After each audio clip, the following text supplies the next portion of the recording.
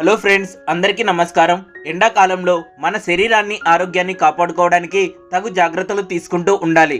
తప్పక బయటకు వెళ్లాల్సిన పని ఉంటేనే తప్ప సాధ్యమైనంత వరకు ఇంట్లోనే ఉండడం ఉత్తమం. మండే ఎండల నుండి మన శరీరాన్ని చల్లబరుచుకోవడానికి క్రమం తప్పకుండా మంచినీళ్లు, ఫ్రూట్స్ లేదా ఫ్రూట్ జ్యూసులు ఇలా ఏదో ఒకటి తీసుకుంటూ ఉండాలి.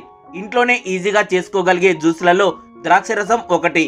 ఈ ద్రాక్షరసాన్ని చాలా సులభంగా ఎలా చేయాలో చూద్దామా ఫ్రెండ్స్? అయితే మన ఛానల్ను ఫస్ట్ టైం చూస్తున్న వారు తప్పకుండా సబ్స్క్రైబ్ చేసుకోగలరు. అలాగే మేము చేసే వీడియోలు మీకు నోటిఫికేషన్గా రావాలంటే పక్కనున్న బెల్ ఐకాన్ పై క్లిక్ చేయగలరు. ద్రాక్షరసం చేసుకోవడానికి మేము అరకిలో ద్రాక్షను తీసుకున్నాం ఫ్రెండ్స్. ముందుగా ఈ ద్రాక్షను బాగా శుభ్రం చేసుకోవాలి. ఒక గిన్నెలో నీళ్లు తీసుకొని ఇందులో కాస్త ఉప్పు వేసుకోవాలి. మనం తీసుకున్న ద్రాక్షను ఇందులో వేసుకొని కనీసం 5 నుండి 7 నిమిషాల పాటు ఉంచుకోవాలి. ఇలా చేయడం వలన ద్రాక్షపై ఉండే మలినాలు తొలగిపోతాయి.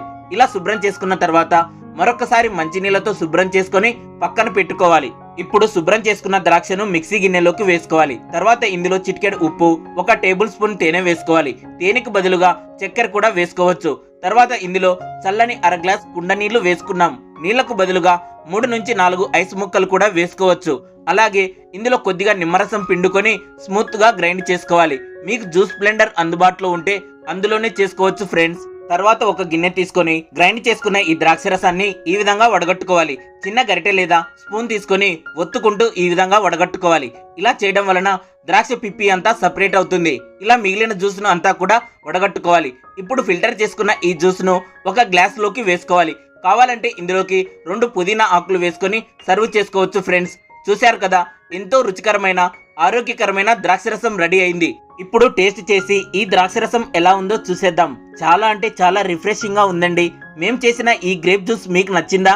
అయితే వీడియోను లైక్ చేసి ఎలా ఉందో కామెంట్ చేయండి. ద్రాక్ష పళ్ళతో జ్యూస్ ఎలా చేయాలో చూశారు కదా. ఇప్పుడు మన శరీరానికి ఎంతో మేలు చేసే మరియు అద్భుతమైన ఆరోగ్య ప్రయోజనాలు కలిగిన దానిమ్మ పండ్లతో మిల్క్ షేక్ ఇంట్లోనే ఈజీగా ఎలా చేయాలో చూసేద్దాం ఫ్రెండ్స్. ఈ మిల్క్ షేక్ వీడియో చూసే ముందు చక్కెర, ఐస్ క్యూబ్స్, నీళ్లు లేకుండా ప్యూర్ దానిమ్మ జ్యూస్ ఎలా చేయాలో మన ఛానల్లో ఉంది, ఒక్కసారి చూడగలరు.